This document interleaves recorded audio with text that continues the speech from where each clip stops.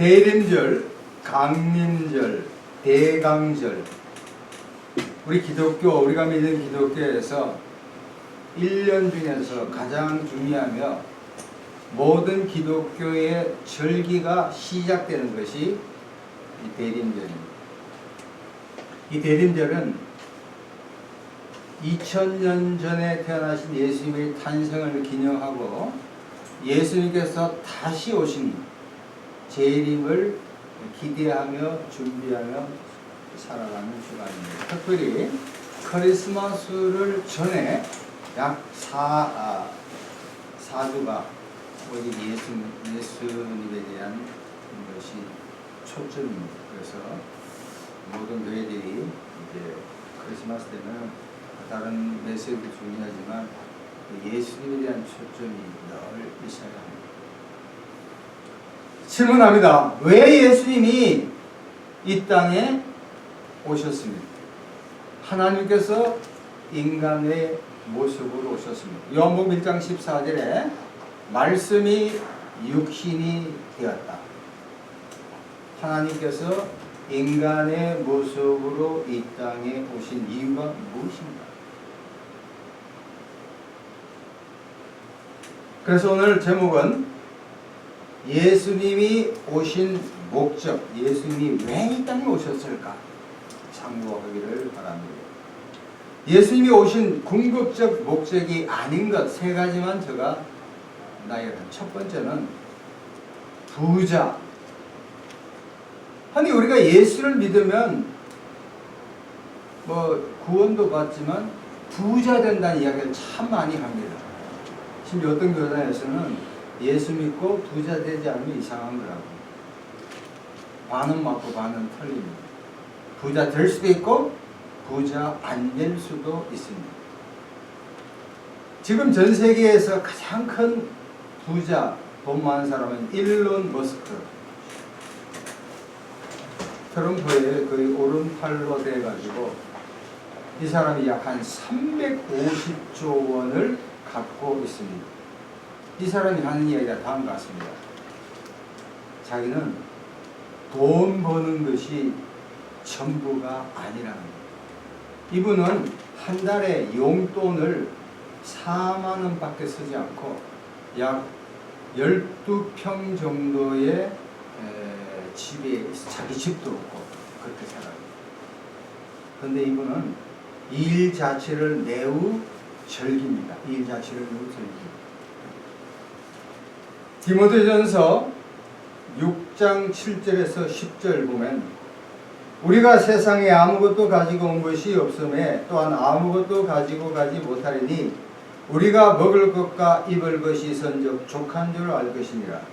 부하려 하는 자들은 시험과 올무와 여러 가지 어리석고 해로운 욕심에 떨어지나니 곧 사람으로 파멸과 멸망에 빠지게 하는 것이라. 돈을 사랑함이 일만하게 뿌리가 되나니 이것을 탐내는 자들은 미혹을 받아 믿음에 쓰거나 많은 근심으로써 자기를 찔렀도다. 우리 인생살이에서 돈은 매우 필요합니다. 그러나 돈 많이 벌고 잘 먹고 잘 사는 것만이 우리 그리스도의 모습이 아니라 마태복음 6장 24절에 하나님과 재물을 겸하여 섬기지 못한다고 성경은 반드시 이야기합니다. 그래서 우리가 물질은 필요하지만 결코 물질이 만몬이즘이 하나님보다 앞설 수가 없다는 것입니다. 두 번째, 예수님이 오신 궁극적 목적이 아닌 게 권력이에요. 권력. 기독교는 콘스탄티노플이 313년에 로마에서 국교로 공인되고 나서 로마의 중심된 것이 기독교가 되었습니다. 그런데 교회학자들은 거꾸로 말하면 이때부터 기독교의 순수성이 발해졌다고 이야기합니다. 464년에 서로마 교회가 고토적에서 완전히 멸망되었습니다. 그래서 많은 사람들이 아니 하나님을 앞세우고 교회가 이렇게 창대한 그런 나라에 어떻게 이방족들이 와서 우리를 망하게 하느냐? 그때 성 어거스틴이 다음과 같이 말을 두 도성 해가지고 하나님의 도성과 세상의 도성이 있다. 그래서 로마가 망한 것은 세상의 도성이 망한 것이 절대로 하나님의 도성이 아니라고. 지금 한국에는 대통령 탄핵이 일어나가 초기에 또 어려움이 직면하고 있습니다. 자, 이때 우리는 뭘 해야 될까? 우리 그리스도인들이 한국에 그렇게 많은데 어떻게 이런 일이 일어날 수 있는가? 근데 그 가만히 생각하면 하나님께서 느부갓네살 왕이 다니엘서 4장에 그가 교만하면 하나님이 낮추시고 또 그가 겸손하면 하나님이 세웠다. 절대로 붙지 않을 수가 없다. 세 번째, 지위, 포지션. 한국 사회에서 옛날에는 우리 그리스도인이 처음에 들어왔을 때는 예수 믿는 것이 그렇게 내세울 것이 없었지만 지금은 강남뿐만 아니라 사회 신분에서 괜찮은 사람들은 전부 다 그렇지 않습니다. 정치, 경제, 사회, 문화 모든 국회의원 중에 한 3분의 1 정도가 지위, 그렇지 않습니다. 자, 그런데 우리가 알아야 될 것은 예수를 믿는 것이 반드시 신분의 상승은 아니라 우리가 이 땅에 산다는 것은 잠시 있을 땅이지 우리가 이 땅에 태어나서 뭐 예수 믿는다 해가지고 세상에 어떤 신분이 높아지는 건 그건 아니에요.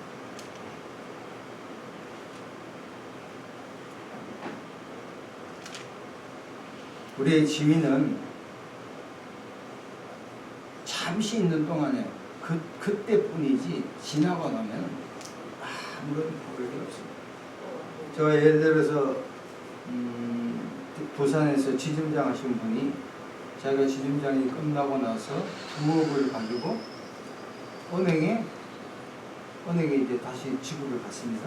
근데 이분이 완전히 돈 끌어오는 사람으로 은행에서 이용하는 거예요. 그래서 이 사람이 아주 실망하고 그 집을 그만두고. 자, 오늘 본문 말씀 봅시다. 요한복음 10장 10절. 요한복음 10장 10절.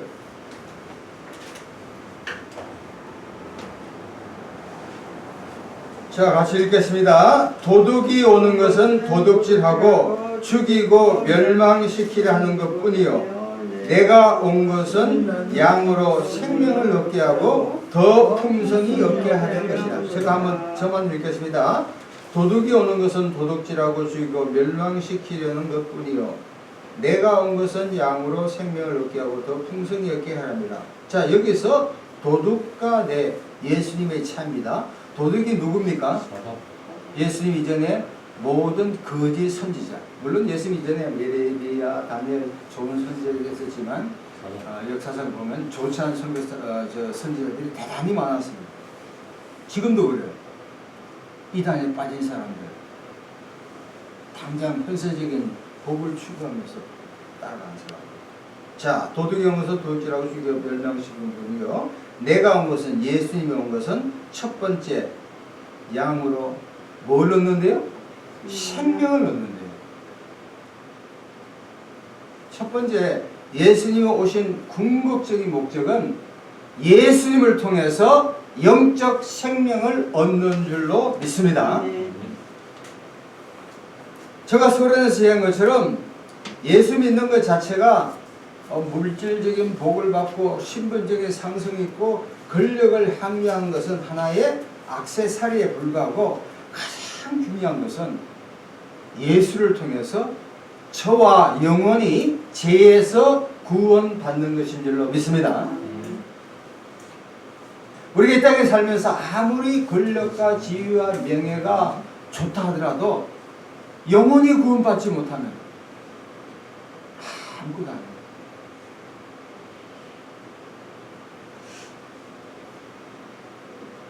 요한일서 5장 11, 12절 보면 또 증거는 이것이니 하나님이 우리에게 영생을 주신 것과 이 생명이 그의 아들 안에 있는 그것이니라. 아들이 있는 자에게는 생명이 있고 하나님의 아들이 없는 자에게는 생명이 없는. 할렐루야. 아멘.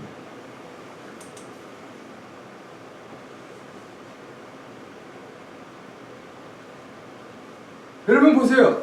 사람을 볼 때 우리는 저 사람이 많이 배웠냐? 인물이 잘났냐? 어디에 사느냐? 어떤 아파트에 있느냐? 자식이 잘 됐냐? 이런 외형 껍데기를 매우 많이 봐요.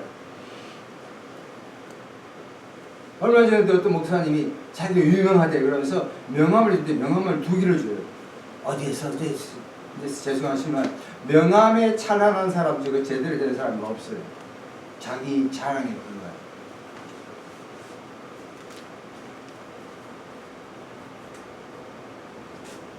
미국의 대각성 집회, 제2차 대각성 집회를 열었던 유명한 어웨이큰 대각성 집회를 열었던 목사님이 뉴욕 길거리에 다 가서 태국 사람들을 향해서 자기가 피를 토하는 마음 가운데 이런 고백을 해요. 야, 저 사람들 가운데 과연 얼마나 예수님을 알까? 이번에도 미국에 가보니까 그래도 크리스마스 때 집집마다 크리스마스 캐롤송이 있고 모래 크리스마스 기분이 참 되겠어요. 그러면서도 늘 생각하는 거예요. 야, 이 가운데 얼마나 많은 사람, 진짜 예수쟁이가 얼마 있느냐.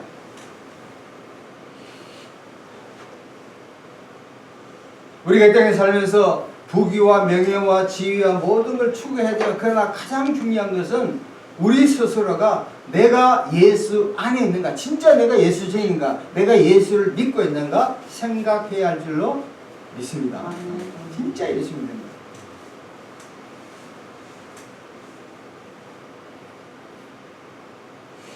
그렇습니다. 인류의 모든 문제는 죄의 문제네요. 죄의 문제. 탐심, 성경. 예수님이 십자가에서 내 죄를 위해서 죽었다.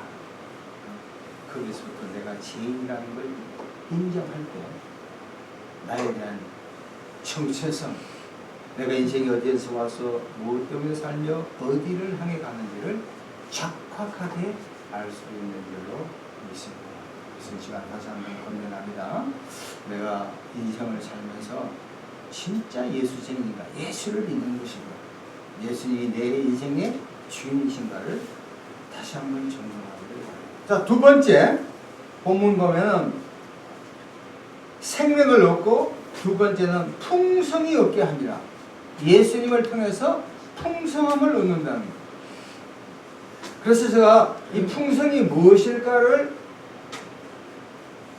생각하다가 아, 그렇구나. 성령의 9가지 열매. 성령의 9가지 열매.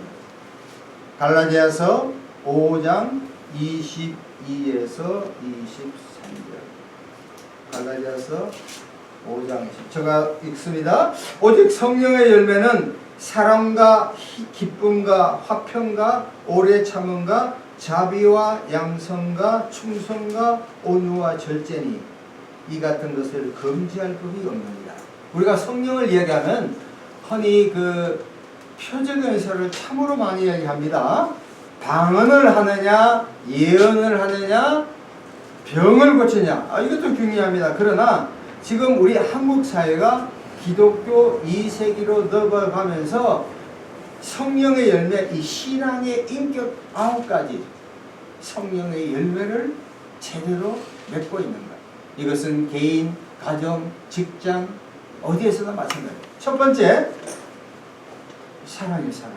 사랑이라는 것은 하나님에 대한 사랑, 이웃에 대한 사랑. 마태복음 22장에 나옵니다. 내가 진짜 하나님을 사랑하고 있는가? 아니면 우리 형제를 내 몸처럼 사랑하고 있는가? 2번째, 기쁨이에요. 기쁨. 기쁨은 빌립보서에 나온 것처럼 내가 어떠한 상황에도 기뻐합니다. 성경에 보면 예수님도 성령으로 기뻐하사 딱 한 번 나와요. 예수님은 아주 인생을 진지하게 심각하게 사신 거죠. 그러다 기쁨이 없는 거지만 딱 한 번 성령으로 기뻐하사. 사도 바울이 열악한 상황에서 복음을 전했지만 빌립보서를 향하여서 거듭 말하는 것은 내가 기뻐하니 항상 기뻐하라. 기뻐하라. 어떠한 상황에도 기뻐하라. 세 번째는 평화. 참 원수와도 평화를 누릴 수 있는 그런 평화. 네 번째는 오래 참음입니다. 많은 사람들이 조금은 참습니다. 그러나 끝까지 참는 사람은 많지가 않은 거예요. 욥처럼 하나님이 인정할 때 끝까지 참는 것.